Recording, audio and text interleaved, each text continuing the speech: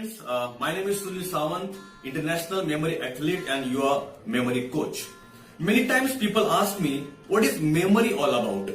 Memory exactly क्या है? And my answer to this question is, memory is nothing but a systematic input and optimum output. Once again, memory is nothing but a systematic input and optimum output. अगर आपका input systematic है तो आपका जो output है, आप जब information को दोबारा याद करते हैं, रिकॉल करते हैं, वो रिकॉल मैक्सिमम रहेगा, वो रिकॉल इजी एंड स्मूथ रहेगा। कई बार हम इंफॉर्मेशन को भूल जाते हैं बिकॉज हम जब इंफॉर्मेशन को स्टोर करते हैं, वो स्टोर करने के टाइम पे क्या कुछ सिस्टम है, क्या कुछ साइंस है, क्या कुछ स्ट्रेटेजीज है। Being a pharmacist, I work for Cadila pharmaceutical for more than 5 years of my life. Let us take example of a pharmacy store, a medical shop. आप जब कोई भी मेडिकल की शॉप में, दवाई की दुकान में प्रिस्क्रिप्शन लेके जाते हैं और प्रिस्क्रिप्शन आप जो अंदर का फार्मासिस्ट है, केमिस्ट है, उसको हैंडओवर करते हैं, विद इन अ मिनट वो फार्मासिस्ट आपकी दवाइयां काउंटर पे लाके रखता है।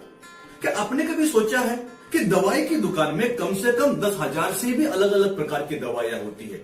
ये 10,000 दवाइयों में से आपको जो 2 दवाइयां चाहिए थी, वो दवाइयां इतने कम समय में, शॉर्ट पीरियड में उसने ढूंढ के कैसे निकाली? कई बार लोग बोलते हैं they are used to doing it, means उनको ये करने की एक हैबिट, एक आदत लग गई है। Is this the only reason? क्या सिर्फ यही एक कारण है? सही रीजन तो यह है कि जब कोई भी दवाई की दुकान में बाहर से दवाई आती है तो उस दवाइयों को सिस्टमैटिकली स्टोर किया जाता है। एक तो दवाइयां अल्फाबेटिकली स्टोर की जा रही है, नहीं तो कंपनी के नाम के हिसाब से स्टोर की जा रही है, जो दवाई का जो यूसेज है उसके हिसाब से स्टोर की जा रही है। जब दवाइयों को स्टोर किया जाता है तो उसके पीछे कुछ ना कुछ एक सिस्टम है, कुछ ना कुछ एक स्ट्रैटेजी है, और जब हमें वो दवाइयां चाहिए तो हम दवाइयों को इजीली ढूंढ के निकाल सकते हैं।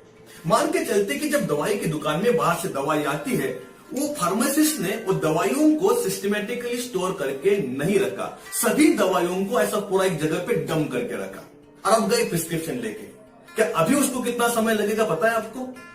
घंटों लगेंगे, हो सकता है कई सारे दिन लगेंगे वो दवाइयां ढूंढने के लिए। ये भी हो सकता है कि उसको ही दवाई देने का समय आ जाएगा। तो माय डियर फ्रेंड्स, सिस्टमैटिकली अगर कुछ इंफॉर्मेशन को रखा जाए तो उसको ढूंढना काफी इजी है, आसान है।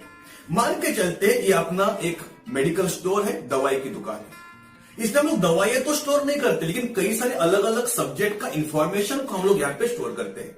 इसमें हम लोग मैथमेटिक्स को स्टोर कर रहे हैं, हिस्ट्री भी है, ज्योग्राफी भी है, ईवीएस भी है, इंग्लिश भी है, मराठी भी है, फिजिक्स है, केमिस्ट्री है, बायोलॉजी है, बॉटनी है। अलग अलग प्रकार की इंफॉर्मेशन को हम लोग इस दवाई की दुकान में स्टोर करते हैं।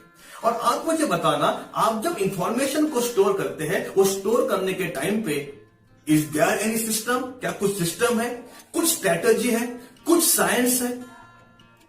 अगर आप जब स्टोर कर रहे हैं तो कुछ अगर साइंस को यूज करेंगे, सिस्टम को यूज करेंगे, तो आपको जब रिकॉल करना है तो रिकॉल इजी हो जाएगा और आपको हर इंफॉर्मेशन इजीली याद आ जाएगी। तो हम काम करते हैं आपके स्टोरेज के ऊपर। अगर यहां पे इंफॉर्मेशन को सिस्टमैटिकली स्टोर किया जाए, साइंटिफिकली स्टोर किया जाए, तो आप एज अ स्टूडेंट आपका एग्जामिनेशन का परफॉर्मेंस को इंप्रूव कर सकते हैं। एज अ बिजनेस पर्सन और वर्किंग इन कॉर्पोरेट वर्ल्ड और प्रोफेशनल, आप आपका वर्क परफॉर्मेंस को इंप्रूव कर सकते हैं। तो इस सब कुछ सीखने के लिए हम आपको इनवाइट करते हैं हमारे next memory enhancement training program में। इसका नाम है any time memory. It's a revolutionary program which has brought a meaningful transformation in thousands of students lives. तो हमारे नेक्स्ट प्रोग्राम के बारे में जानने के लिए हमारे चैनल को जरूर सब्सक्राइब करना और बेल आइकॉन को हिट करना मत भूलना, भूलना मना है। Thanks for watching. I wish you all the best and love you.